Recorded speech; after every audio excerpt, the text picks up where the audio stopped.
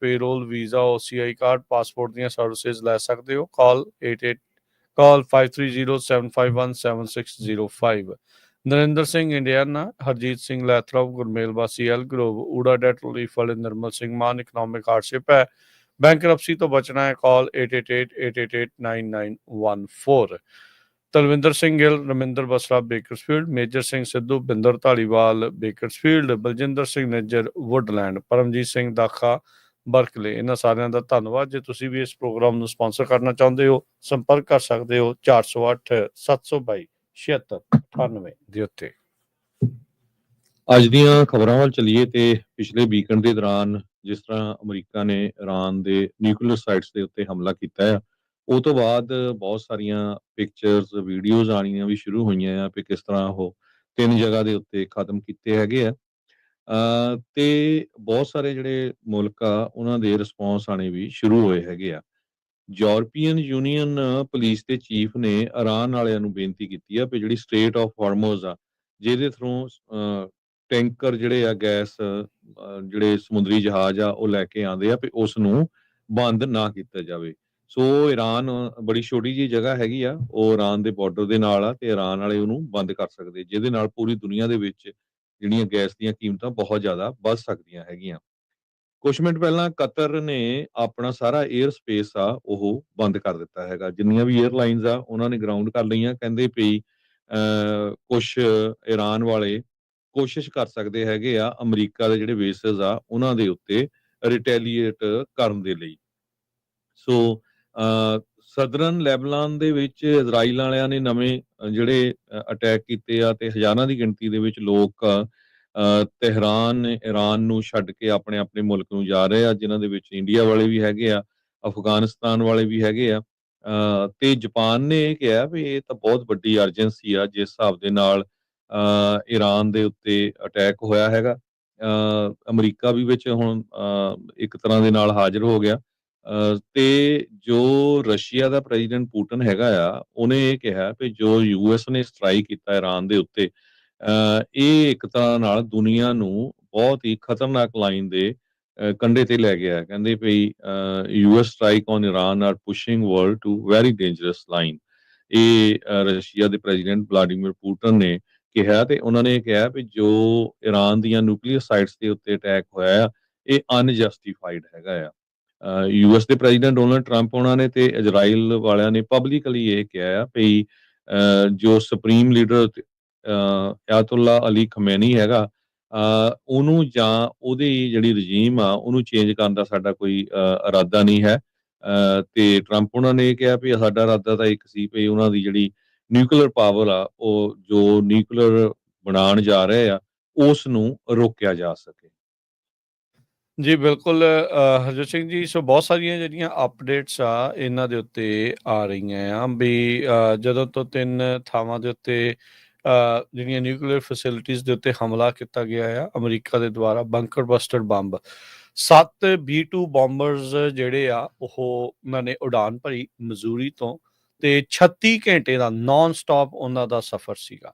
18 ਘੰਟੇ ਉਹਨਾਂ ਨੂੰ ਈਰਾਨ ਦੇ ਵਿੱਚ ਤੱਕ ਪਹੁੰਚਣ ਨੂੰ ਜਿਹੜੇ ਉਹ ਲੱਗੇ। ਈਰਾਨ ਦੇ ਵਿੱਚ ਉਹਨਾਂ ਨੇ 14 ਜਿਹੜੇ ਬੰਕਰ ਬਸਟਰ ਬੰਬ, ਮੋਬ ਬੰਬ ਜਿਨ੍ਹਾਂ ਨੂੰ ਕਹਿ ਦਿੰਦੇ ਆ, ਉਹ ਮੈਸਿਵ ਆਰਡੀਨੈਂਸ ਬੰਬ ਜਿਨ੍ਹਾਂ ਨੂੰ ਕਹਿੰਦੇ ਆ, ਵੀ ਉਹ ਉਹਨਾਂ ਨੇ ਸਿੱਟੇ। ਤੇ ਉਸ ਤੋਂ ਬਾਅਦ ਦੇ ਵਿੱਚ ਉੱਥੋਂ ਵਾਪਸ ਆਏ ਆ। ਮਲਟੀਪਲ ਵਾਰ ਰੀਫਿਊਲਿੰਗ ਹਵਾ ਦੇ ਵਿੱਚ B-2 ਬੋਂਬਰਸ ਦੀ ਕੀਤੀ ਗਈ ਹੈਗੀ ਆ। ਅਜੇ ਤੱਕ ਕੋਈ ਵੀ ਰਿਪੋਰਟ ਨਹੀਂ ਆ। ਜਿਹੜੇ ਚੀਫ ਆਫ ਜੁਆਇੰਟ ਫੋਰਸਿਸ ਸੀਗੇ, ਉਹਨਾਂ ਨੇ ਜਿਸ ਦਿਨ ਇਹ ਅਟੈਕ ਕੀਤਾ ਗਿਆ, ਜਿਸ ਦਿਨ ਇਹ ਸਟ੍ਰਾਈਕਸ ਕੀਤੀਆਂ ਗਈਆਂ, ਉਸ ਤੋਂ ਬਾਅਦ ਦੇ ਵਿੱਚ ਪੱਤਰਕਾਰਾਂ ਨੂੰ ਪ੍ਰੈਸ ਕਾਨਫਰੰਸ ਦੇ ਦੌਰਾਨ ਜਿਹੜਾ ਉਹ ਰਸਤਾ ਦੱਸਿਆ ਵੀ ਕਿਸ ਤਰੀਕੇ ਦੇ ਨਾਲ ਅਟਲਾਂਟਿਕ ਓਸ਼ਨ ਦੇ ਉੱਤੋਂ ਦੀ ਉੱਡ ਕੇ ਇਹ ਗਏ। ਮਜ਼ੂਰੀ ਤੋਂ ਜਿਹੜਾ ਇਹ ਉੱਡੇ ਸੀਗੇ, ਤੇ ਉਹਨਾਂ ਨੇ ਉੱਥੇ ਅੱਧੇ ਘੰਟੇ ਦੇ ਵਿੱਚ ਹਰਜੋਤ ਸਿੰਘ ਜੀ ਈਰਾਨ 'ਚ ਦਾਖਲ ਹੋ ਕੇ ਬੰਬ ਸਿੱਟ ਕੇ ਤੇ ਈਰਾਨ ਦੀ ਜਿਹੜੀ 에ਅਰ ਸਪੇਸ ਆ ਉਸ ਨੂੰ ਛੱਡ ਕੇ ਜਿਹੜਾ ਉਹ ਵਾਪਸ ਆ ਚੁੱਕੇ ਸੀਗੇ। ਨਾਲ ਹੀ ਦੱਸਦੇ ਜਾਈਏ, ਉਹਨਾਂ ਨੇ ਕਿਹਾ ਵੀ ਜਦੋਂ ਉਹਨਾਂ ਨੇ ਐਂਟਰ ਕੀਤਾ ਉਦੋਂ ਵੀ, ਤੇ ਜਦੋਂ ਉਹ ਬਾਹਰ ਨਿਕਲੇ ਉਦੋਂ ਵੀ ਕੋਈ ਵੀ ਜਿਹੜੀ ਗੋਲੀ ਆ, ਅਜੇ ਤੱਕ ਕਹਿੰਦੇ ਵੀ ਸਾਡੇ ਕੋਲ ਕੋਈ ਇੱਦਾਂ ਦਾ ਸਬੂਤ ਨਹੀਂ, ਕੋਈ ਐਵੀਡੈਂਸ ਨਹੀਂ, ਕੋਈ ਰਿਪੋਰਟ ਨਹੀਂ ਆ ਵੀ ਈਰਾਨ ਦੇ ਦੁਆਰਾ ਇਹਨਾਂ ਬੰਬਰਸ ਦੇ ਉੱਤੇ ਕੋਈ ਹਮਲਾ ਜਿਹੜਾ ਆ ਉਹ ਕੀਤਾ ਗਿਆ ਹੋਵੇ, ਚਾਹੇ ਉਹ ਸਰਫੇਸ ਟੂ ਏਅਰ ਮਿਸਾਈਲ ਆ, ਚਾਹੇ ਹਵਾ ਦੇ ਵਿੱਚ ਜਿਹੜੀਆਂ ਗੋਲੀਆਂ ਕਹਿ ਲਓ ਵੀ ਸ਼ੈਲਿੰਗ ਵੀ ਜਿਹੜੀ ਆ ਉਹਨਾਂ ਉੱਤੇ ਕੀਤੀ ਗਈ ਹੋਵੇ। ਅਮਰੀਕਾ ਦੇ ਫਾਈਟਰ ਜੈਟਸ ਵੀ ਜਿਹੜੇ ਉਹ ਮੋਹਰੇ ਰਹੇ, ਉਸ ਦੇ ਨਾਲ ਜਿਹੜੀਆਂ ਏਅਰ ਫਿਊਲਿੰਗ ਟੈਂਕਰਸ ਹੁੰਦੇ ਆ ਉਹ ਵੀ ਜਿਹੜੇ ਉਹ ਨਾਲ ਇਹਨਾਂ B-2 ਬੰਬਰਸ ਦੇ ਉੜਦੇ ਰਹੇ ਆ। ਸੋ 7 ਬੰਬਰ ਸੀਗੇ ਤੇ ਜਿਨ੍ਹਾਂ ਦੇ ਵਿੱਚ ਹਰ ਇੱਕ 'ਚ 2-2 ਜਿਹੜੇ ਬੰਬ ਸੀਗੇ ਤੇ ਉਹ ਉਹਨਾਂ ਨੇ ਸੁੱਟੇ। ਜੋ ਰਾਸ਼ਟਰਪਤੀ ਟਰੰਪ ਤੇ ਜਿਹੜੇ ਚੀਫ ਆਫ ਸਟਾਫ ਹੈਗੇ ਨੇ ਆਰਮੀ ਦੇ, ਉਹਨਾਂ ਨੇ ਜਿਹੜਾ ਉਹ ਦੱਸਿਆ ਸੀਗਾ ਵੀ ਪਹਿਲਾ ਜਿਹੜਾ ਹਮਲਾ ਕਰਨ ਤੋਂ ਬਾਅਦ 'ਚ ਇੱਕ ਨੇ ਜਾ ਕੇ ਪਹਿਲਾਂ ਭੇਜਿਆ, ਉਸ ਤੋਂ ਬਾਅਦ ਦੇ ਵਿੱਚ ਉਸੇ ਹੀ ਟੋਏ ਦੇ ਵਿੱਚ ਬੇਸਿਕਲੀ ਕਹਿ ਸਕਦੇ ਹਾਂ ਵੀ ਉਹਨਾਂ ਨੇ ਹਮਲੇ ਕੀਤੇ। ਉਧਰੋਂ ਨਾਲ ਦੇ ਨਾਲ ਹੀ ਜਿਹੜੀ US ਦੀ ਸਬਮਰੀਨ ਸੀਗੀ ਉਹ ਉਸ ਦੂਜੇ ਵਾਲੇ ਪਾਸੇ ਇਰਾਨ ਦੇ ਜਿਹੜੇ ਪਾਣੀਆਂ ਵਾਲੇ ਪਾਸੇ ਜਿੱਥੇ ਸਟ੍ਰੇਟ ਆਫ ਹੋਰਮਜ਼ ਦੀ ਗੱਲ ਜਿਹੜੀ ਆਪਾਂ ਕਰ ਰਹੇ ਹਾਂ, ਹੋਰਮਜ਼ ਦੀ ਗੱਲ ਕਰ ਰਹੇ ਹਾਂ, ਉਸ ਦੇ ਇਰਦ ਗਿਰਦ ਉਸਨੇ ਬਾਹਰ ਆਈ ਤੇ ਉਸਨੇ ਟੋਮਾਹੌਕ ਮਿਜ਼ਾਈਲਸ ਦੇ ਨਾਲ ਜਿਹੜੀ ਆ ਇੱਕ ਹੋਰ ਸਾਈਟ ਦੇ ਉੱਤੇ ਹਮਲਾ ਜਿਹੜਾ ਉਹ ਕੀਤਾ ਤੇ ਉਹਨਾਂ ਦਾ ਐਕਸਟਰਨਲ ਇਨਫਰਾਸਟ੍ਰਕਚਰ ਆ ਉਸ ਨੂੰ ਤਹਿਸ ਨਹਿਸ ਕਰ ਦਿੱਤਾ ਆ।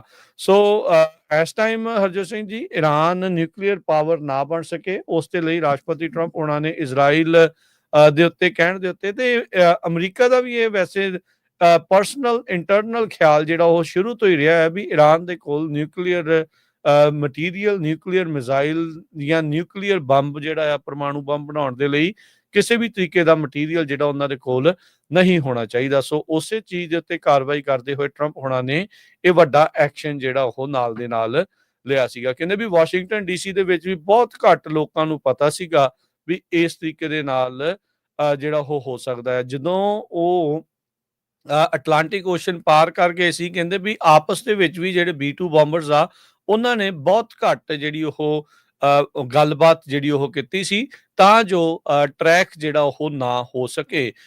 ਪਰ ਕਿਉਂਕਿ ਬੜੇ ਦਿਨਾਂ ਤੋਂ ਹਰਜੋਤ ਸਿੰਘ ਜੀ ਚੱਲ ਰਿਹਾ ਸੀਗਾ ਵੀ ਫਰਡੋ ਦੇ ਜਿਹੜੇ ਨਿਊਕਲੀਅਰ ਇਲਾਕਾ ਹੈਗਾ ਆ ਜਿੱਥੇ ਮਾਊਂਟੇਨਸ ਦੇ ਹੇਠਾਂ ਇਰਾਨ ਨੇ ਜਿਹੜਾ ਬਣਾਇਆ ਹੋਇਆ ਆ ਨਿਊਕਲੀਅਰ ਐਨਰਿਚਮੈਂਟ ਜਿਹੜਾ ਸੈਂਟਰ ਕਹਿ ਸਕਦੇ ਆ ਜਾਂ ਫੈਸਿਲਿਟੀ, ਉਹਦੀ ਚਰਚਾ ਬੜੇ ਦਿਨਾਂ ਤੋਂ ਚੱਲ ਰਹੀ ਸੀ। ਇਹ ਵੀ ਖਦਸ਼ਾ ਪ੍ਰਗਟਾਇਆ ਜਾ ਰਿਹਾ ਆ ਵੀ ਹੋ ਸਕਦਾ ਵੀ ਉਹਨਾਂ ਨੇ ਸਮਾਨ ਉੱਥੋਂ ਮੂਵ ਕਰ ਲਿਆ ਹੋਵੇ। ਇਰਾਨ ਨੇ ਇਦਾਂ ਦਾ ਬਿਆਨ ਆਲਰੇਡੀ ਦਿੱਤਾ ਹੈਗਾ ਆ। ਕਿੰਨਾ ਕੁ ਨੁਕਸਾਨ ਹੋਇਆ ਆ ਉਸ ਪੂਰੇ ਮਾਮਲੇ ਦੇ ਵਿੱਚ, ਇਸ ਦੇ ਬਾਰੇ ਅਜੇ ਕੋਈ ਵੀ ਇੰਟਰਨਲ ਜਿਹੜਾ ਉਹ ਨਹੀਂ ਪਤਾ। ਹਾਂ, ਬਾਹਰੋਂ ਸੈਟਲਾਈਟ ਇਮੇਜਸ ਤੋਂ ਪਤਾ ਲੱਗਦਾ ਆ ਵੀ ਨੁਕਸਾਨ ਖਾਸਾ ਜਿਹੜਾ ਉਹ ਹੋ ਚੁੱਕਾ ਆ, ਪਰ ਜਿਹੜੀ ਇਹ 200-300 ਫੁੱਟ ਹੇਠਾਂ ਜਾਂ ਕਹਿ ਲਓ ਵੀ ਮਾਊਂਟੇਨ ਦੇ ਹੇਠਾਂ ਆ, ਉਹਨਾਂ ਸੈਂਟਰੀਫਿਊਜਸ ਨੂੰ ਕੀ ਨੁਕਸਾਨ ਪਹੁੰਚਿਆ ਹੋਊਗਾ ਉਹਦੇ ਬਾਰੇ ਅਜੇ ਕਿਸੇ ਕੋਲ ਕੋਈ ਪੁਸ਼ਟ ਜਾਣਕਾਰੀ ਨਹੀਂ ਆ। ਪਰ ਬਹੁਤ ਜ਼ਿਆਦਾ ਜਿਹੜੇ ਇਸ ਦੇ ਨਾਲ ਸੰਬੰਧਿਤ ਸਾਇੰਸਦਾਨ ਜਾਂ ਐਨਾਲਿਸਟ ਆ ਉਹ ਕਹਿੰਦੇ ਆ ਵੀ ਜਿਹੜੇ ਸੈਂਟਰੀਫਿਊਜਸ ਆ ਜੇ ਉਹਨਾਂ ਵਿੱਚ ਵੀ ਮਾੜਾ ਜਿਹਾ ਵੀ ਨੁਕਸ ਪੈ ਜਾਵੇ ਜਾਂ ਇੱਥੋਂ ਤੱਕ ਕਿ ਸ਼ੌਕ ਵੇਵ ਵੀ ਉਹਨਾਂ ਨੂੰ ਜੇ ਲੱਗ ਜਾਵੇ ਤਾਂ ਉਹ ਅਨਯੂਜ਼ੇਬਲ ਹੋ ਜਾਂਦੇ ਆ, ਯਾਨੀ ਕਿ ਉਹਨਾਂ ਨੂੰ ਦੁਬਾਰਾ ਵਰਤਿਆ ਨਹੀਂ ਜਾ ਸਕਦਾ ਹੈਗਾ।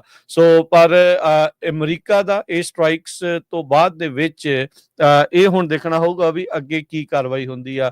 ਤੇ ਜਿਹੜੀ ਹੁਣੇ ਜਿੱਦਾਂ ਬ੍ਰੇਕਿੰਗ ਨਿਊਜ਼ ਹਰਜੋਤ ਜੀ ਨੇ ਕਤਰ ਵਾਲੀ ਜਿਹੜੀ ਦੱਸੀ ਸੀ, ਕਤਰ ਦੇ ਵਿੱਚ ਅਮਰੀਕਾ ਦਾ ਅਲ ਉਐਦ 에ਅਰ ਬੇਸ ਹੈਗਾ ਆ। ਸੋ ਉੱਥੇ ਜੇ ਉਹ ਹਮਲਾ ਕਰ ਸਕਦੇ ਆ ਤਾਂ ਇੱਕ ਵੱਡੀ ਚਿੰਤਾ ਆ। ਇਹ ਐਸਕੇਲੇਸ਼ਨ ਇਹਦਾ ਮਤਲਬ ਹੋਰ ਵੀ ਜ਼ਿਆਦਾ ਵਧੇਗੀ। ਇਹ ਸਟ੍ਰਾਈਕਸ ਦੀ ਰਿਟੈਲੀਏਸ਼ਨ ਦੇ ਵਿੱਚ ਉਹਨਾਂ ਨੇ ਇਜ਼ਰਾਈਲ ਦੇ ਟਿਕਾਣਿਆਂ ਦੇ ਉੱਤੇ, ਇਜ਼ਰਾਈਲ ਦੇ ਵਿੱਚ ਹੀ ਇਰਾਨ ਨੇ ਜਿਹੜੇ ਹਮਲੇ ਕੀਤੇ ਸੀਗੇ।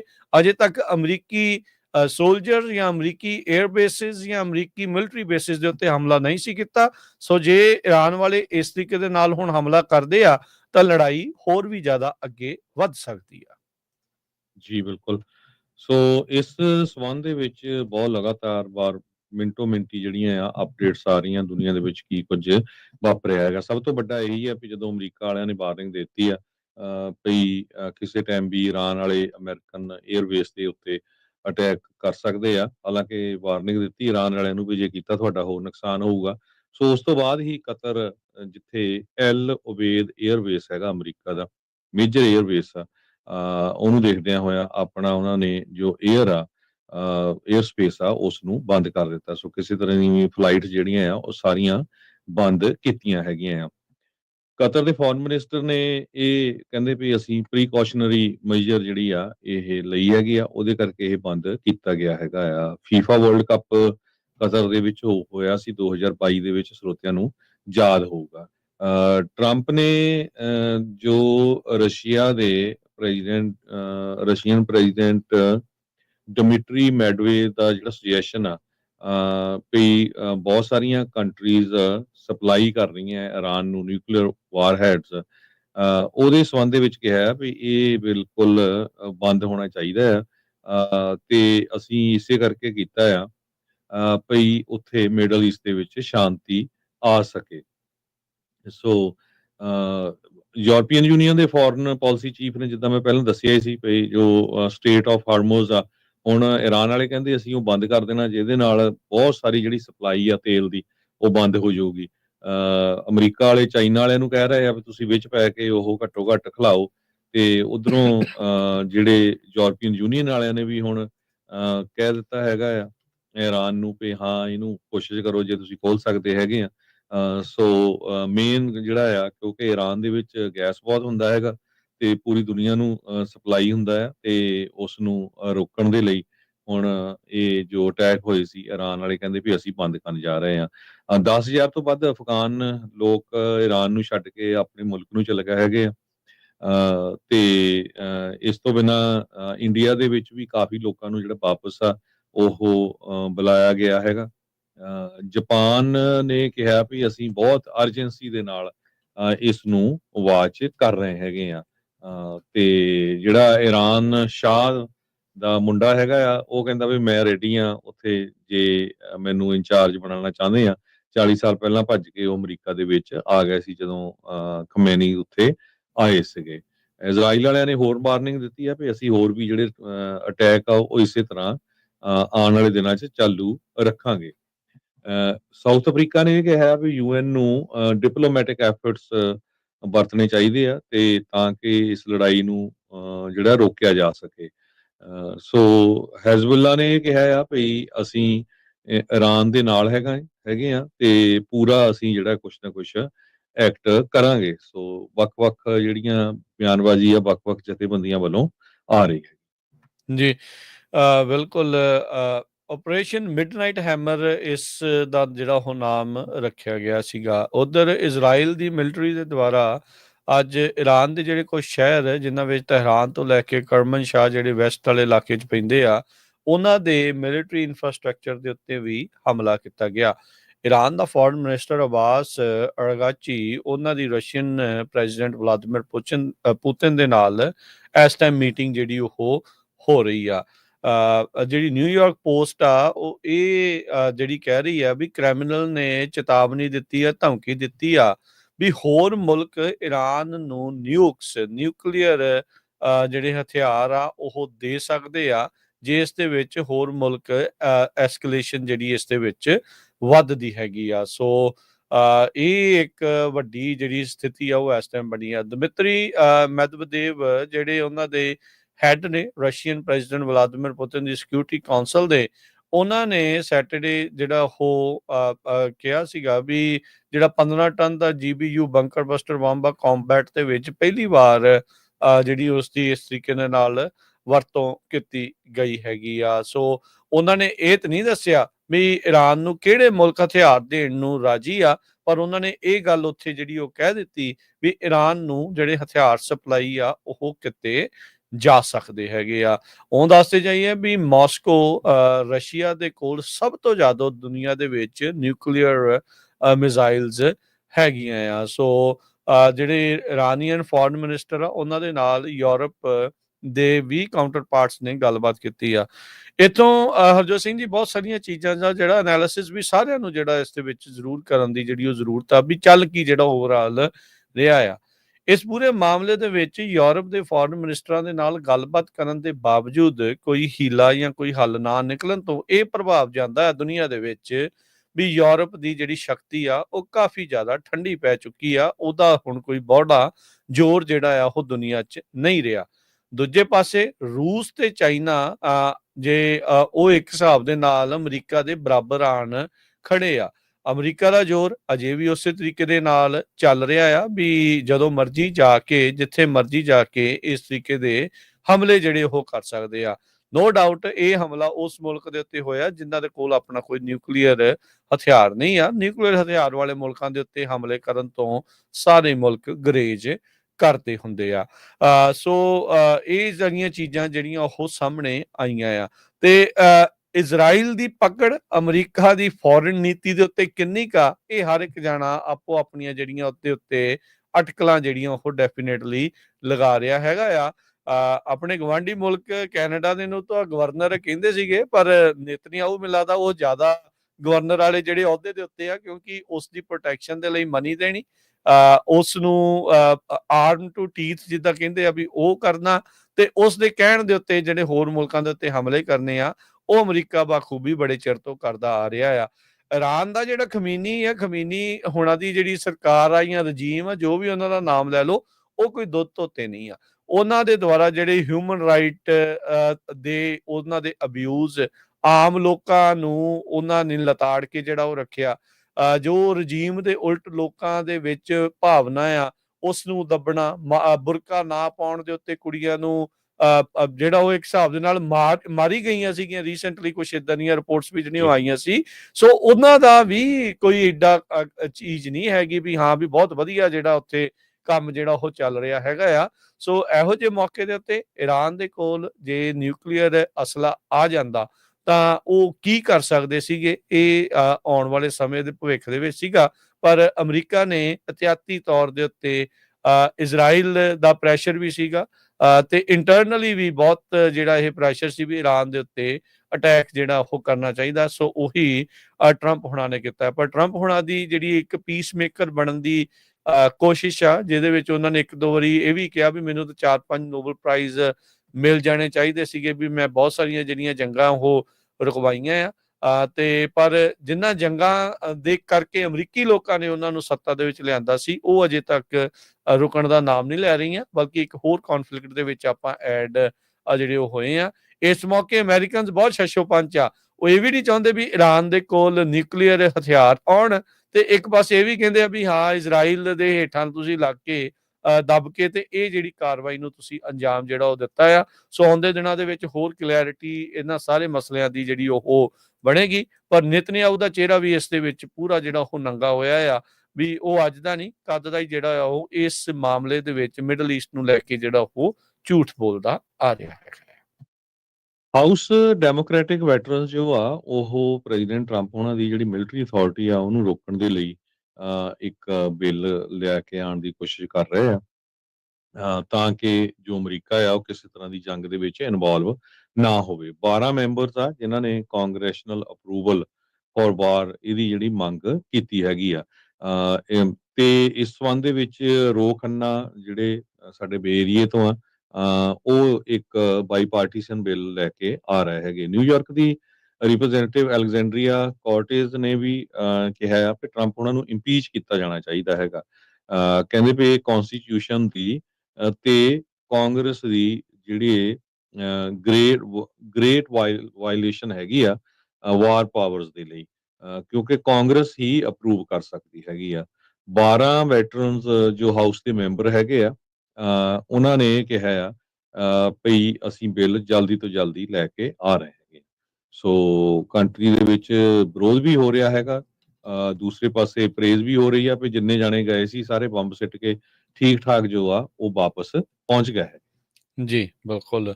ਸੋ 7 ਦੇ 7 ਜਿਹੜੇ ਬੋਮਰਸ ਦੇ ਵਿੱਚ 2-2 ਜਾਣੇ ਜਿਹੜੇ ਉਹ ਸਵਾਰ ਸੀਗੇ, ਤੇ ਉਹਨਾਂ ਨੇ ਇਸ ਨੂੰ ਅੰਜਾਮ ਜਿਹੜਾ ਉਹ ਦਿੱਤਾ ਆ, ਜਿਹੜਾ ਮਿਡਨਾਈਟ ਹੈਮਰ ਆਪਰੇਸ਼ਨ ਸੀ ਉਸ ਨੂੰ।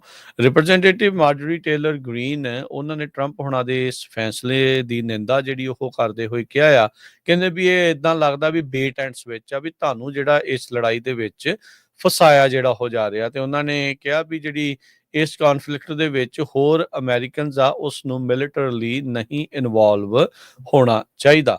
ਸੋ ਟਰੰਪ ਹੁਣਾਂ ਨੇ ਇਹੀ ਕਿਹਾ ਸੀਗਾ ਵੀ ਮੈਂ ਹੁਣ ਬੰਬ ਸਿੱਟਤਾ, ਧਮਾਕੇ ਕਰਤੇ ਆ, ਤੇ ਹੁਣ ਸ਼ਾਂਤੀ ਜਿਹੜੀ ਆ ਉੱਥੇ ਆ ਜਾਊਗੀ। ਇਦਾਂ ਵੈਸੇ ਪਤਾ ਨਹੀਂ ਹੋ ਸਕੂਗਾ ਜਾਂ ਨਹੀਂ। ਮਾਗਾ ਵੀ ਕਹਿੰਦੇ ਵੀ ਇਸ ਦੇ ਉੱਤੇ ਡਿਵਾਈਡਡ ਆ। ਉਹ ਲੋਕ ਜਿਹੜੇ ਟਰੰਪ ਹੁਣਾਂ ਨੂੰ ਇਹ ਕਹਿ ਰਹੇ ਸੀਗੇ ਵੀ ਤੁਹਾਨੂੰ ਇਸ ਲੜਾਈ ਦੇ ਵਿੱਚ ਨਹੀਂ ਕੁੱਦਣਾ ਚਾਹੀਦਾ, ਆਪਾਂ ਨੂੰ ਵਾਰ ਜਿਹੜੀ ਉਹ ਨਹੀਂ ਚਾਹੀਦੀ। ਹੁਣ ਉਹਨਾਂ ਨੂੰ ਕੌੜਾ ਅੱਕ ਚੱਪਣਾ ਪੈ ਗਿਆ ਆ ਤੇ ਉਹ ਉਹਨਾਂ ਨੂੰ ਹੁਣ ਇੱਕ ਹਿਸਾਬ ਦੇ ਨਾਲ ਟਰੰਪ ਹੁਣਾਂ ਦੀ ਜਿਹੜੀ ਕਹਿ ਲਓ ਵੀ ਪ੍ਰਸ਼ੰਸਾ ਕਰਨੀ ਪੈ ਰਹੀ ਆ, ਪ੍ਰੇਜ਼ ਕਰਨੀ ਪੈ ਰਹੀ ਆ ਵੀ ਹਾਂ ਜੀ ਬਹੁਤ ਤਕੜਾ ਜਿਹੜਾ ਡਿਸੀਜਨ ਆ ਉਹ ਤੁਸੀਂ ਜਿਹੜਾ ਉਹ ਲਿਆ ਆ।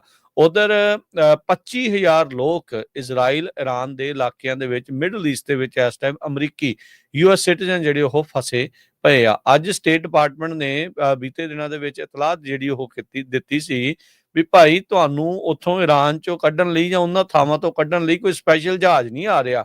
ਜਿਹੜੇ ਵੀ ਮੀਨਸ ਅਵੇਲੇਬਲ ਨੇ ਉਹਨਾਂ ਦੇ ਜ਼ਰੀਏ ਤੁਸੀਂ ਇੱਥੋਂ ਨਿਕਲਣ ਦੀ ਜਿਹੜੀ ਉਹ ਤੁਸੀਂ ਕੋਸ਼ਿਸ਼ ਕਰੋ। ਸੋ ਫਾਰ ਸਟੇਟ ਡਿਪਾਰਟਮੈਂਟ ਨੇ ਇਤਲਾਹ ਦਿੱਤੀ ਸੀ ਵੀ 25,000 ਤੋਂ ਵੱਧ ਲੋਕਾਂ ਨੇ ਸਾਡੇ ਕੋਲੋਂ ਇਨਫੋਰਮੇਸ਼ਨ ਜਿਹੜੀ ਉਹ ਮੰਗੀ ਹੈਗੀ ਆ। ਸੋ ਹੋ ਸਕਦਾ ਵੀ ਆંકੜਾ ਉੱਥੇ ਲੋਕ ਮਿਡਲ ਈਸਟ ਦੇ ਵਿੱਚ ਜਿਹੜੇ ਫਸੇ ਆ ਉਹ ਉਸ ਤੋਂ ਵੀ ਵੱਧ ਜਿਹੜਾ ਉਹ ਹੋਵੇ। ਸੋ ਸਿਚੁਏਸ਼ਨ ਜਿਹੜੀ ਇਸ ਟਾਈਮ ਕਾਫੀ ਜ਼ਿਆਦਾ ਸੰਵੇਦਨਸ਼ੀਲ ਜਿਹੜੀ ਉਹ ਬਣੀ ਪਈ ਆ।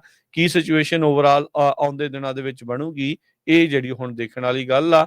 ਹੁਣ ਕਤਰ ਵਾਲੇ ਪਾਸੇ ਹਰ ਇੱਕ ਦੀ ਨਜ਼ਰ ਲੱਗੀ ਆ, ਜਿਹੜੀ ਉਹਨਾਂ ਨੇ 에ਅਰ ਸਪੇਸ ਬੰਦ ਕੀਤੀ ਆ ਵੀ ਇੱਥੇ ਕੀ ਜਿਹੜਾ ਅੱਗੇ ਆ ਉਹ ਹੋਣ ਜਾ ਰਿਹਾ ਆ। ਸਟ੍ਰੇਟ ਆਫ ਹਾਰਮਜ਼ ਨੂੰ ਬੰਦ ਕਰਨ ਦੀ ਜਿਹੜੀ ਉਹਨਾਂ ਦੀ ਪਾਰਲੀਮੈਂਟ, ਈਰਾਨ ਦੀ ਪਾਰਲੀਮੈਂਟ ਨੇ ਮਨਜ਼ੂਰੀ ਤਾਂ ਦੇ ਦਿੱਤੀ ਸੀ, ਪਰ ਰਿਪੋਰਟ ਜਿਹੜੀ ਹਰਜੋਤ ਸਿੰਘ ਜੀ ਇਹ ਦੱਸ ਰਹੀ ਆ ਵੀ ਇਸ ਨੂੰ ਬੰਦ ਕਰਨ ਦੇ ਨਾਲ ਚਾਈਨਾ ਦੇ ਉੱਤੇ ਸਗੋਂ ਸਭ ਤੋਂ ਜ਼ਿਆਦਾ ਮਾੜਾ ਕਹਿੰਦੇ ਅਸਰ ਪਊਗਾ। ਨੋ ਡਾਊਟ ਜਿੱਦਾਂ ਤੁਸੀਂ ਪਹਿਲਾਂ ਦੱਸ ਕੇ ਹਟੇ ਆ ਵੀ 20 ਤੋਂ 25% ਜਿਹੜਾ ਤੇਲ ਆ ਉਹ ਉੱਥੇ ਜਿਹੜਾ ਟੈਂਕਰਾਂ ਦੇ ਜ਼ਰੀਏ ਉਧਰੋਂ ਲੰਘਦਾ ਆ। ਪਰ ਵਾਸ਼ਿੰਗਟਨ ਪੋਸਟ ਰਿਪੋਰਟ ਇਹ ਕਰ ਰਹੀ ਆ ਵੀ ਜਿਹੜਾ ਪਰਸ਼ੀਅਨ ਗਲਫ ਦੇ ਵਿੱਚ ਜੇ ਸ਼ਿਪਿੰਗ ਵਾਟਰਵੇ ਬੰਦ ਹੁੰਦਾ ਆ ਤੇ ਈਰਾਨ ਦਾ ਜਿਹੜਾ ਸਭ ਤੋਂ ਨਜ਼ਦੀਕੀ ਪਾਰਟਨਰ ਆ ਚਾਈਨਾ, ਉਸ ਦੇ ਉੱਤੇ ਇਕਨੋਮਿਕ ਇੰਪੈਕਟ ਬੈਡ ਹੋ ਸਕਦਾ ਆ। ਕਹਿੰਦੇ ਵੀ ਇਸ ਸਟ੍ਰੇਟ ਦੇ ਥਾਣੀ, ਇਸ ਵਾਟਰਵੇ ਦੇ ਥਾਣੀ 20 ਮਿਲੀਅਨ ਬੈਰਲ ਤੇਲ ਜਿਹੜਾ ਆ ਰੋਜ਼ਾਨਾ ਇਸ ਸਟ੍ਰੇਟ ਚੋਂ ਜਿਹੜਾ ਉਹ ਪਾਸ ਹੁੰਦਾ, ਜੋ ਕਿ 25% ਗਲੋਬਲ ਕੰਜ਼ੰਪਸ਼ਨ ਦਾ ਬਣਦਾ ਹੈਗਾ ਆ। ਇਹਦੇ ਵਿੱਚੋਂ 7% ਹੀ ਮਹਿਜ ਜਿਹੜਾ US ਦਾ ਜਿਹੜਾ ਕੱਚਾ ਤੇਲ ਆ ਉਧਰੋਂ ਦੀ ਜਿਹੜਾ ਉਹ ਆਉਂਦਾ ਆ। ਪਰ ਚਾਈਨਾ ਦੇ ਉੱਤੇ ਇਸ ਦਾ ਅਸਰ ਇਸ ਲਈ ਬੈਡ ਹੋ ਸਕਦਾ ਕਿਉਂਕਿ 45 ਤੋਂ 50% ਚਾਈਨਾ ਦੀ ਜਿਹੜੀ એનર્ਜੀ ਇੰਪੋਰਟਸ ਆ ਉਹ ਸਟ੍ਰੇਟ ਆਫ ਹਾਰਮਜ਼ ਦੇ ਵਿੱਚੋਂ ਜਿਹੜੀ ਉਹ ਪਾਸ ਹੁੰਦੀ ਆ। ਤੇ ਕਹਿੰਦੇ ਵੀ ਚਾਈਨਾ ਇਸ ਟਾਈਮ ਬੜੀ ਕਹਿ ਲਓ ਵੀ ਔਖੀ ਸਥਿਤੀ ਦੇ ਵਿੱਚ ਫਸਿਆ ਆ, ਜਿੱਥੇ ਇੱਕ ਪਾਸੇ ਉਹ ਈਰਾਨ ਦਾ ਸਾਥ ਦੇ ਰਹੇ ਆ ਇਹਨਾਂ ਸਟ੍ਰਾਈਕਸ ਦੇ ਉਲਟ, ਉਧਰ ਇਹ ਸਟ੍ਰੇਟ ਦੇ ਬੰਦ ਹੋਣ ਦੇ ਨਾਲ ਉਹਨਾਂ ਦੀ એનર્ਜੀ ਡਿਮਾਂਡ ਦੇ ਉੱਤੇ, એનર્ਜੀ ਕਹਿ ਸਕਦੇ ਹਾਂ ਵੀ ਇੰਪੋਰਟਸ ਦੇ ਉੱਤੇ ਕਾਫੀ ਵੱਡਾ ਜਿਹੜਾ ਉਹ ਅਸਰ ਪੈ ਸਕਦਾ ਆ। ਸੈਕਟਰੀ ਆਫ ਸਟੇਟ ਮਾਰਕੋ ਰੂਬੀਓ ਨੇ ਕੱਲ ਇੱਕ ਇੰਟਰਵਿਊ ਦੇ ਦੌਰਾਨ ਜਿਹੜਾ ਉਹ ਕਿਹਾ ਸੀਗਾ ਵੀ ਬੀਜਿੰਗ ਉਹ ਜਿੱਦਾਂ ਤੁਸੀਂ ਪਹਿਲਾਂ ਦੱਸਿਆ ਵੀ ਚਾਈਨਾ ਦੇ ਥਰੂ ਉਹਨਾਂ ਦੇ ਉੱਤੇ ਦਬਾਅ ਜਿਹੜਾ ਉਹ ਪਾ ਰਹੇ ਆ ਵੀ ਇਸ ਨੂੰ ਬੰਦ ਜਿਹੜਾ ਉਹ ਨਾ ਹੋਣ ਦਿੱਤਾ ਜਿਹੜਾ ਹੋ ਜਾਵੇ। ਪਰ ਓਵਰਆਲ ਇਸ ਲੜਾਈ ਦੇ ਦਰਮਿਆਨ ਹਰਜੋਤ ਸਿੰਘ ਜੀ ਸੈਂਕੜੇ ਲੋਕੇ, ਹਜ਼ਾਰਾਂ ਦੇ ਤੱਕ ਜਿਹੜਾ ਆંકੜਾ ਜੇ ਦੋਨਾਂ ਮੁਲਕਾਂ ਦਾ ਮਿਲਾ ਲਾ ਕੇ ਜੇ ਦੇਖਿਆ ਜਾਵੇ ਤਾਂ ਹੰਡਰਡਸ ਤੋਂ ਥਾਊਜ਼ੈਂਡਸ ਦੇ ਵਿੱਚ ਜਿਹੜਾ ਮਰਨ ਵਾਲਾ ਆંકੜਾ ਆ ਉਹ ਉੱਥੇ ਪਹੁੰਚ ਚੁੱਕਾ ਹੈਗਾ ਆ। ਜੀ। ਆਪਾਂ ਇੱਕ ਬ੍ਰੇਕ ਲੈਂਦੇ ਹਾਂ, ਬ੍ਰੇਕ ਤੋਂ ਬਾਅਦ ਜਿਹੜੀਆਂ ਹੋਰ ਖਬਰਾਂ ਆ ਉਹ ਫਿਰ ਤੁਹਾਡੇ ਨਾਲ ਸਾਂਝੀਆਂ ਕਰਦੇ ਹਾਂ। ਇਮੀਗ੍ਰੇਸ਼ਨ ਨੂੰ ਲੈ ਕੇ, H1B ਵੀਜ਼ੇ ਨੂੰ ਲੈ ਕੇ ਕਿਸ ਤਰ੍ਹਾਂ ਵਾਪਸ 에ਅਰਪੋਰਟ ਤੋਂ ਵਾਪਸ ਕਰ ਰਹੇ ਆ ਲੋਕਾਂ ਨੂੰ, ਉਹ ਤੁਹਾਡੇ ਨਾਲ ਸਾਰੀਆਂ ਸਾਂਝੀਆਂ ਕਰਦੇ। ਸੋ ਜੁੜੇ ਰਹੋ ਪੰਜਾਬੀ ਰੇਡੀਓ USA ਨਾਲ। ਇੱਕ ਛੋਟੀ ਜੀ ਬ੍ਰੇਕ ਤੋਂ ਬਾਅਦ ਵਾਪਸ ਹਾਜ਼ਰ ਹੁੰਦੇ ਆ।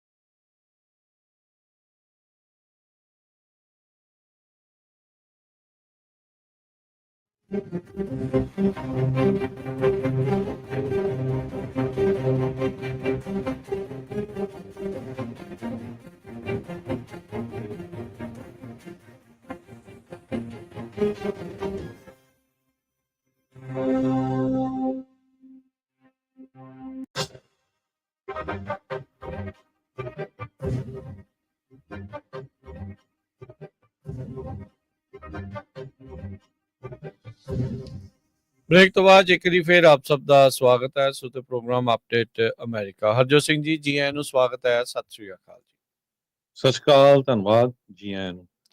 ਅਗਲੀਆਂ ਜਿਹੜੀਆਂ ਹਰਜੋਤ ਸਿੰਘ ਜੀ ਖਬਰਾਂ ਦੇ ਉੱਤੇ ਨਜ਼ਰ ਮਾਰਦੇ ਆ, ਜਿਹੜੇ ਇਸ ਟਾਈਮ ਆਪਾਂ ਨੂੰ ਪਤਾ ਵੀ ਇਰਾਨ ਦੇ ਉੱਤੇ ਤਾਂ ਜਿਹੜਾ ਬੰਕਰ ਬਸਟਰ ਬੰਬਾਂ ਦੇ ਨਾਲ ਹਮਲਾ ਕੀਤਾ ਗਿਆ ਆ, ਲੰਮੇ ਸਮੇਂ ਤੋਂ ਜਿਹੜੇ ਸੈਨੇਟਰ ਨੇ ਨਾਰਥ ਕੈਰੋਲੀਨਾ ਤੋਂ ਲਿੰਡਸੇ ਗ੍ਰਾਹਮ, ਉਹਨਾਂ ਨੇ ਇੱਕ ਹੋਰ ਬੰਕਰ ਬਸਟਰ ਜਿਹੜਾ ਆ ਹਮਲਾ ਕਰਨ ਦੀ ਗੱਲ ਆਖੀ ਆ, ਪਰ ਉਹ ਫਾਈਨੈਂਸ਼ੀਅਲੀ ਜਿਹੜੀ ਉਹਨਾਂ ਨੇ ਗੱਲ ਆਖੀ ਹੈ, ਕਹਿੰਦੇ ਵੀ ਸੈਂਕਸ਼ਨਸ ਜਿਹੜੀਆਂ ਲਾ ਦੇਣੀਆਂ ਚਾਹੀਦੀਆਂ ਆ ਚਾਈਨਾ, ਇੰਡੀਆ ਵਰਗੇ ਜਿਹੜੇ ਉਹ ਮੁਲਕਾਂ ਦੇ ਉੱਤੇ, ਤੇ ਉਹਨਾਂ ਨੇ ਜੋ ਅਮਰੀਕਾ ਦੇ ਇਸ ਟਾਈਮ ਇਕਨੋਮੀ ਦਾ ਜਾਂ ਇੱਥੇ ਜੋ ਮੰਦਾ ਹਾਲ ਕੀਤਾ ਆ ਵੀ ਉਸ ਦੇ ਉੱਤੇ ਜਿਹੜਾ ਉਹ ਨੱਥ ਜਿਹੜੀ ਉਹ ਪਵੇਗੀ। ਰਸ਼ੀਅਨ ਸੈਂਕਸ਼ਨਸ ਬਿੱਲ ਕਹਿੰਦੇ ਵੀ ਲਿਆਉਣਾ ਚਾਹੀਦਾ ਆ। ਇਹ ਇਕਨੋਮਿਕ ਬੰਕਰ ਬਸਟਰ ਜਿਹੜਾ ਹੋਊਗਾ ਚਾਈਨਾ, ਇੰਡੀਆ ਤੇ ਰਸ਼ੀਆ ਦੇ ਜਿਹੜਾ ਉਹ ਉਲਟ।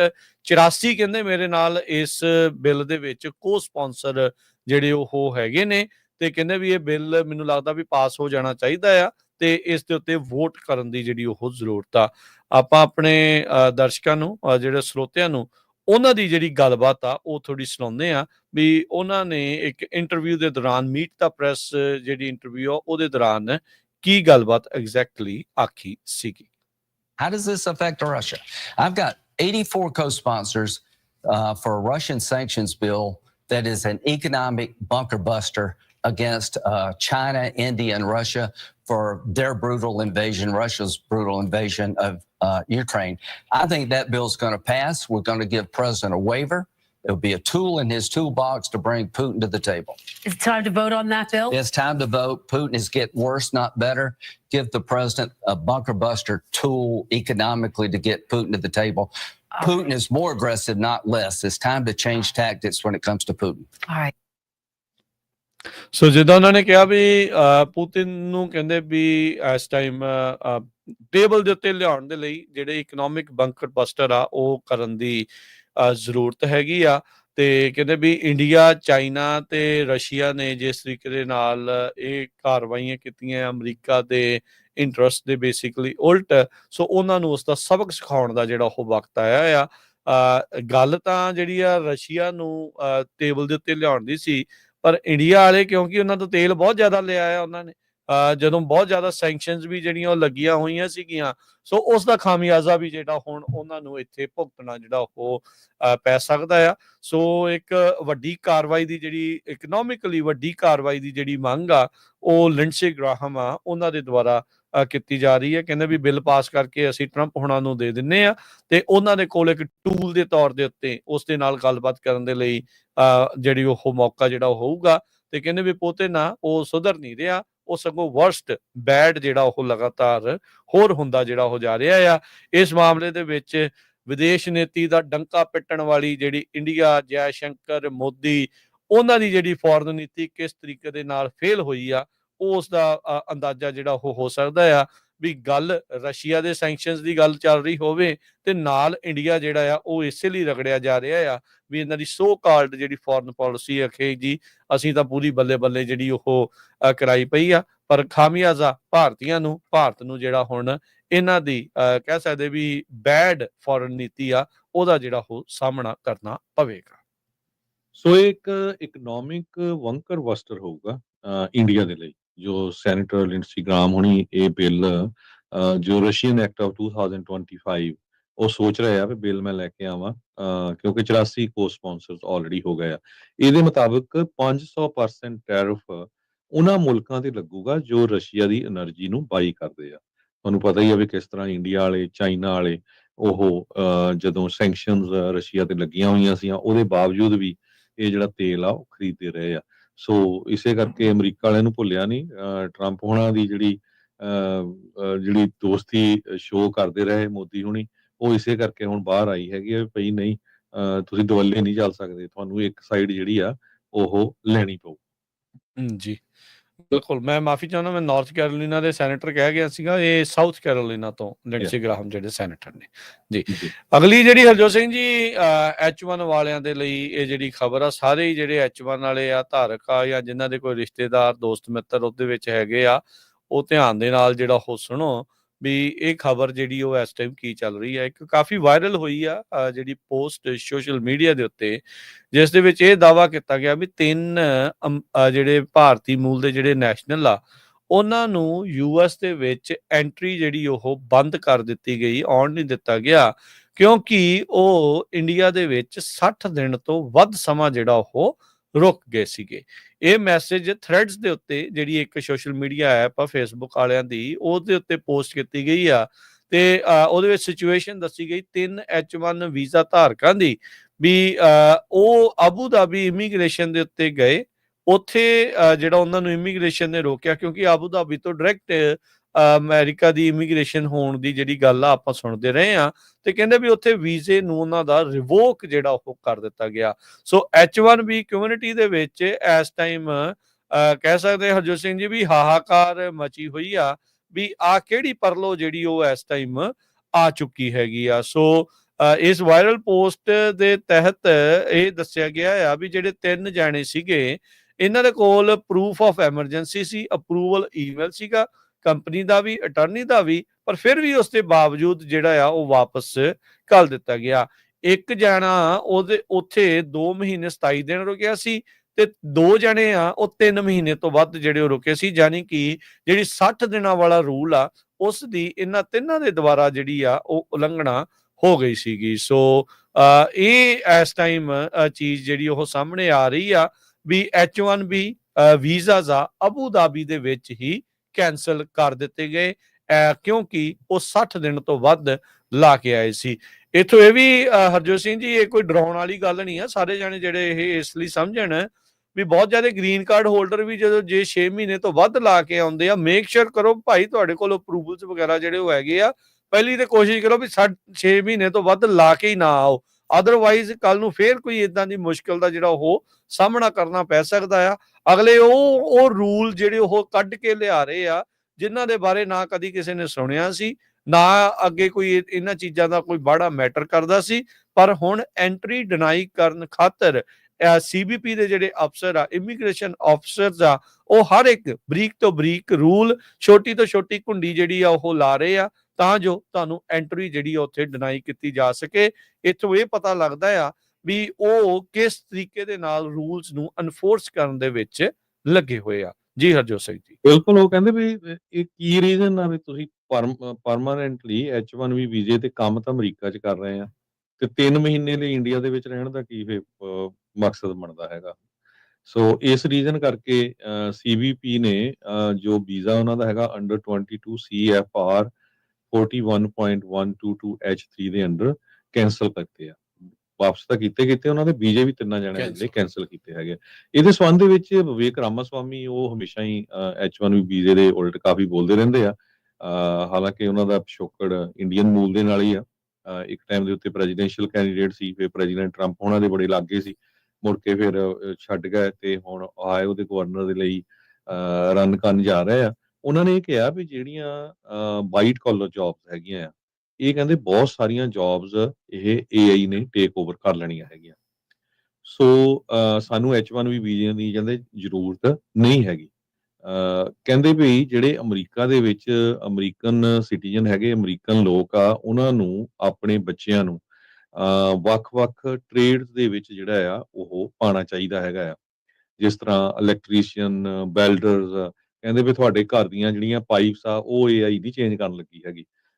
ਸੋ ਇਸ ਕਰਕੇ ਜਿਹੜੇ ਟ੍ਰੇਡਸ ਆ ਉਹਨਾਂ ਦੇ ਵਿੱਚ ਇਹ ਫਿਊਚਰ ਹੋਊਗਾ ਕਹਿੰਦੇ ਆਉਣ ਵਾਲਾ।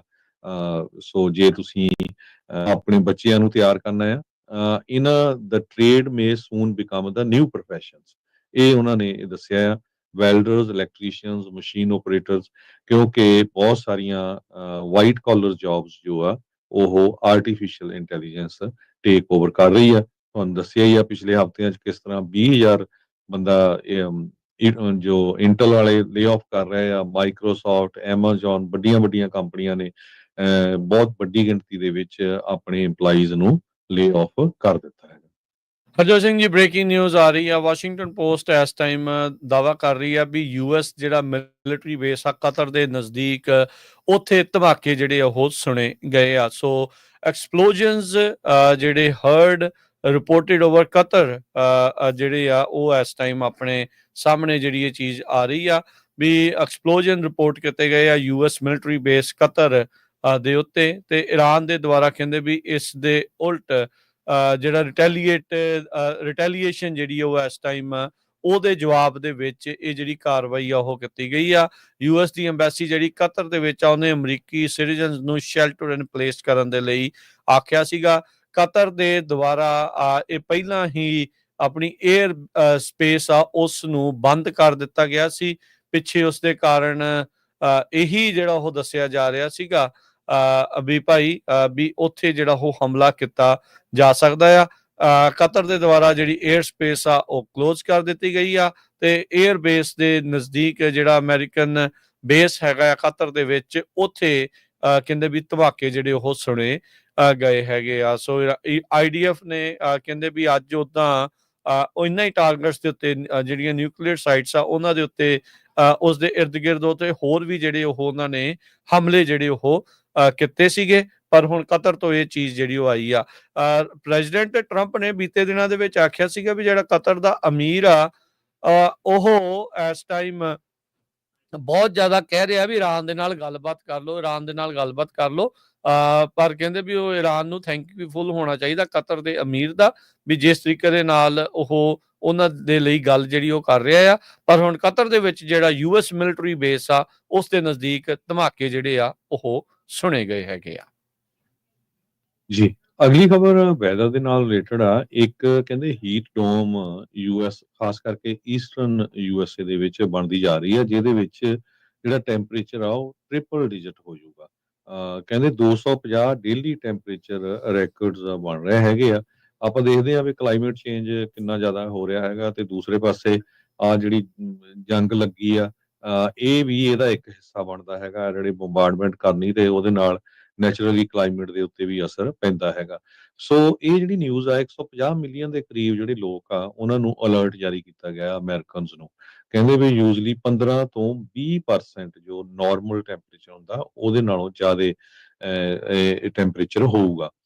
Level 4 out of 4 extreme heat risk ਜੋ ਵੀਰਵਾਰ ਤੱਕ ਮਿਡ ਵੈਸਟ, ਮਿਡ ਅਟਲਾਂਟਿਕ ਇਹਨਾਂ ਤੇ ਨਾਰਥ ਈਸਟ ਵਾਲਾ ਜਿਹੜਾ ਸਾਰਾ ਏਰੀਆ ਆ ਉਹਨਾਂ ਦੇ ਵਿੱਚ ਡਿਕਲੇਅਰ ਕੀਤੀ ਗਈ ਹੈਗੀ ਆ।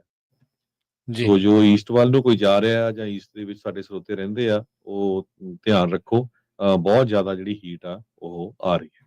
ਜੀ, ਹਰਜੋਤ ਸਿੰਘ ਜੀ, LAPD ਦਾ ਇੱਕ ਆਫਿਸਰ ਆ ਉਸ ਦੀ ਮੌਤ ਹੋ ਗਈ ਜਦ ਇੱਕ 405 ਫਰੀਵੇ ਜੋ LA ਦੇ ਵਿੱਚ ਆ ਉੱਥੇ ਕੋਲੀਜਨ ਹੋਇਆ ਸੀ, ਤੇ ਉਹ ਮਦਦ ਕਰਨ ਦੇ ਲਈ ਆਪਣੀ ਗੱਡੀ ਦੇ ਵਿੱਚੋਂ ਨਿਕਲਿਆ ਤੇ ਪਰ ਉਸ ਦੇ ਵਿੱਚ ਹੀ ਕਹਿੰਦੇ ਵੀ ਕੋਈ ਗੱਡੀ ਜਿਹੜੀ ਉਹ ਮਾਰ ਗਿਆ। ਇੱਕ ਵੈਟਰਨ LAPD ਦਾ ਜਿਹੜਾ ਆਫਿਸਰ ਆ ਇਹ ਵਾਪਰੇ ਇਹ ਘਟਨਾ ਜਿਹੜੀ ਉਹ ਦੇਰ ਰਾਤ 2 ਵਜੇ ਜਿਹੜੀ ਉਹ ਵਾਪਰੀ ਆ 405 ਸਾਊਥ ਬਾਉਂਡ ਲੇਨ ਦੇ ਉੱਤੇ ਗੈਟੀ ਸੈਂਟਰ ਡਰਾਈਵ ਦੇ ਨਜ਼ਦੀਕ। ਬਾਅਦ ਦੇ ਵਿੱਚ ਇਸ ਦੀ ਜਿਹੜੀ ਸ਼ਨਾਖਤ ਹੈ ਸਾਰਜੈਂਟ ਸ਼ੀਯੂ ਡੈਂਗ ਜਿਹੜੀ ਹੈ ਉਹਦੇ ਨਾਲ ਜਿਹੜੀ ਉਹ ਕੀਤੀ ਗਈ ਆ। ਮੋਰਾਗਾ ਡਰਾਈਵ ਦੇ ਨਜ਼ਦੀਕ ਕਹਿੰਦੇ ਵੀ ਇੱਕ ਕੋਲੀਜਨ ਹੋਇਆ ਸੀ, ਉਹਨਾਂ ਦੀ ਮਦਦ ਕਰਨ ਦੇ ਲਈ ਆਪਣੀਆਂ ਲਾਈਟਸ ਦੇ ਨਾਲ ਉਹ ਉੱਥੇ ਰੁਕੇ। ਜਿੱਦਾਂ ਹੀ ਉਹਨਾਂ ਨੇ ਐਗਜ਼ਿਟ ਕੀਤਾ ਆਪਣੀ ਗੱਡੀ ਦੇ ਵਿੱਚੋਂ, ਕ੍ਰੈਸ਼ ਸਾਈਟ ਵੱਲ ਨੂੰ ਜਿਹੜੇ ਉਹ ਗਏ ਤੇ ਪਿੱਛੋਂ ਜਿਹੜੀ ਆ ਉਹਨਾਂ ਨੂੰ ਔਨ ਕਮਿੰਗ ਜਿਹੜੀ ਟ੍ਰੈਫਿਕ ਆ ਉਹਨਾਂ ਦੇ ਦੁਆਰਾ ਕਿਸੇ ਦੁਆਰਾ ਜਿਹੜੀ ਉਹ ਹਿੱਟ ਕਰ ਦਿੱਤਾ ਗਿਆ। UCLA ਦੇ ਮੈਡੀਕਲ ਸੈਂਟਰ ਦੇ ਵਿੱਚ ਲੈ ਕੇ ਗਏ, ਕਾਫੀ ਕੋਸ਼ਿਸ਼ਾਂ ਕਹਿੰਦੇ ਵੀ ਕੀਤੀਆਂ ਗਈਆਂ ਉਹਨਾਂ ਨੂੰ ਬਚਾਉਣ ਦੇ ਲਈ, ਪਰ ਜਿਹੜਾ ਉਹ ਬਚਾ ਨਹੀਂ ਸਕੇ। ਉਹਨਾਂ ਦੀ ਜਿਹੜੀ ਉੱਥੇ ਮੌਤ ਜਿਹੜੀ ਉਹ ਹੋ ਗਈ ਆ। ਸੋ LAPD ਦੇ ਜਿਹੜੇ ਅਫਸਰ ਆ ਇੱਕ ਕ੍ਰੈਸ਼ ਦੇ ਵਿੱਚ ਮਦਦ ਕਰਨ ਦੇ ਲਈ ਵਿਚਾਰੇ ਜਿਹੜੇ ਉਹ ਨਿਕਲੇ ਸੀਗੇ, ਪਰ ਉਹ ਆਪ ਹੀ ਉਹਨਾਂ ਦੇ ਲਈ ਉਹ ਅਖੀਰਲਾ ਪਲ ਜਿਹੜਾ ਉਹ ਬਣ ਗਿਆ। ਮੈਕਡੋਨਲ ਜਿਹੜੇ ਹੈਗੇ ਨੇ LAPD ਡਿਪਾਰਟਮੈਂਟ ਦੇ, ਉਹਨਾਂ ਨੇ ਦੱਸਿਆ ਵੀ ਜਿਹੜੇ ਸਾਰਜੈਂਟ ਡੈਂਗ ਸੀਗੇ 26 ਸਾਲ ਤੋਂ ਪੁਲਿਸ ਡਿਪਾਰਟਮੈਂਟ ਦੇ ਨਾਲ ਜਿਹੜੇ ਉਹ ਕੰਮ ਕਰ ਰਹੇ ਸੀਗੇ, ਜਿਨ੍ਹਾਂ ਵਿੱਚੋਂ 17 ਸਾਲ ਉਹ ਮੈਂਟਲ ਇਵੈਲੂਏਸ਼ਨ ਯੂਨਿਟ ਦੇ ਵਿੱਚ ਉਹਨਾਂ ਨੇ ਆਪਣੀਆਂ ਸੇਵਾਵਾਂ ਜਿਹੜੀਆਂ ਉਹ ਦਿੱਤੀਆਂ ਸੀਗੀਆਂ। ਬੀਤੇ ਵੀਕਐਂਡ ਦੇ ਉੱਤੇ ਟਰੈਵਲ 'ਚ ਸਾਰਿਆਂ ਨੇ ਹੀ ਕੀਤਾ ਹੋਣਾ, ਬਹੁਤ ਸਾਰੇ ਥਾਵਾਂ ਦੇ ਉੱਤੇ ਬਹੁਤ ਐਕਸੀਡੈਂਟਸ ਜਿਹੜੇ ਉਹ ਹੋ ਰਹੇ ਨੇ। ਸੋ ਟਰੈਵਲ ਕਰਨ ਲੱਗਿਆਂ ਭਾਈ ਧਿਆਨ ਰੱਖਿਆ ਕਰੋ। ਇਹ ਬਹੁਤ ਜ਼ਿਆਦਾ ਜਿਹੜੀ ਸਿਚੁਏਸ਼ਨ ਆ ਉਹ ਬੈਡ ਅਚਨਚੇਤੇ ਜਿਹੜੀ ਉਹ ਬਣ ਜਾਂਦੀ ਆ। ਟ੍ਰੈਫਿਕ ਵੀ ਜਿਹੜਾ ਉਹ ਵੱਧ ਜਾਂਦਾ ਆ, ਓਬਵੀਅਸਲੀ ਗੱਲ ਆ। ਤੇ ਇੱਦਾਂ ਦੀਆਂ ਮੰਦਭਾਗੀਆਂ ਘਟਨਾਵਾਂ ਵੀ ਜਿਹੜੀਆਂ ਉਹ ਦੇਖੀਆਂ। ਪਿਛਲੇ 2 ਦਿਨਾਂ 'ਚ ਟਰੈਵਲ ਕਰਦੇ ਦੌਰਾਨ ਇੱਕ ਗੱਡੀ ਨੂੰ ਅੱਗ ਲੱਗੀ ਤੇ ਇੱਕ ਗੱਡੀ ਪਲਟੀ ਹੋਈ ਜਿਹੜੀ ਆ ਉਹ ਆਪ ਹਾਈਵੇ 99 ਦੇ ਉੱਤੇ ਜਿਹੜੀ ਉਹ ਦੇਖੀ ਸੀਗੀ। ਤੇ ਪਰ 405 ਦੀ ਇਹ ਜਿਹੜੀ ਘਟਨਾ ਹੈ, ਜਿੱਥੇ LA ਆਫਿਸਰ ਦੀ ਜਿਹੜੀ ਉਹ LAPD ਦੇ ਅਫਸਰ ਦੀ ਮੌਤ ਹੋ ਗਈ ਆ। ਜੀ। ਤੇ ਸਾਡਾ ਖਬਰਾਂ ਦਾ ਸਮਾਂ ਵੀ ਸਮਾਪਤ ਹੈ। ਜਾਂਦੇ ਜਾਂਦੇ ਇੱਕ ਖਬਰ ਜੋ ਹੋਮ ਸੇਲਸ ਦੇ ਨਾਲ ਰਿਲੇਟਡ ਸਾਂਝੀ ਕਰਦੇ ਜਾਈਏ। ਅਮਰੀਕਾ ਦੇ ਵਿੱਚ ਘਰਾਂ ਦੀ ਸੇਲ ਜਿਹੜੀ ਆ ਉਹ ਲੋਐਸਟ ਲੈਵਲ ਹੈਗੀ ਆ। 2009 ਸਨ ਤੋਂ ਬਾਅਦ ਇਹ ਜਿਹੜੀ ਸਿਚੁਏਸ਼ਨ ਆ ਪਹੁੰਚੀ ਆ। ਮਈ ਮਹੀਨੇ ਦੇ ਵਿੱਚ 0.7% ਹੋਮ ਸੇਲਸ ਡਾਊਨ ਗਈ ਹੈਗੀ ਆ ਪਿਛਲੇ ਮਹੀਨੇ ਦੇ ਨਾਲੋਂ।